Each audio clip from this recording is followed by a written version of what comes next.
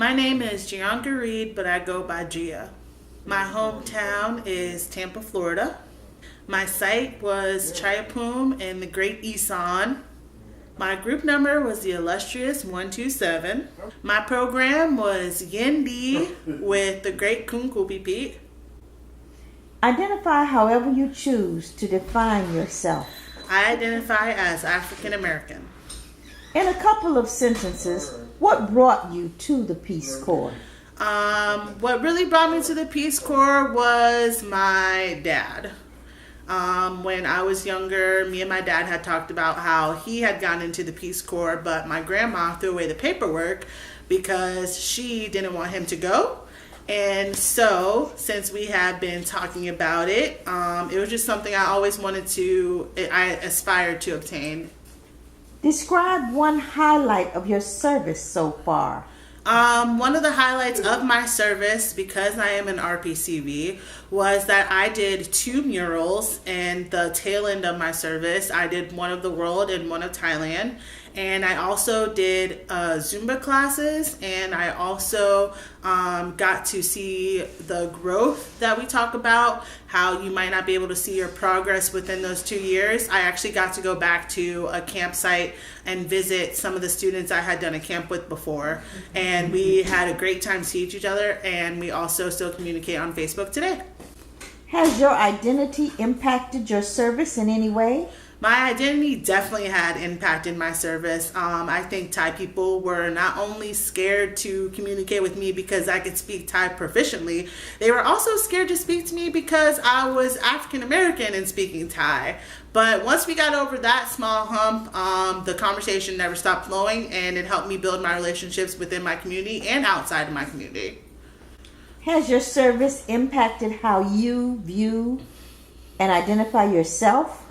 I definitely think that my confidence has grown much more than it had ever been. And it was a good thing for me to go off on my own and go on this journey. And I'm proud to say that I celebrated 2 birthdays there, so I feel like it definitely shows. How do you approach challenges at your site? Some of the ways that I approach challenges was I would try to work on my language. Definitely communicating with my coworkers at the Abathal helped me with my projects. And I also am a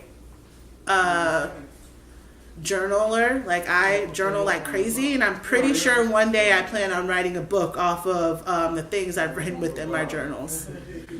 What is your main coping strategy at site?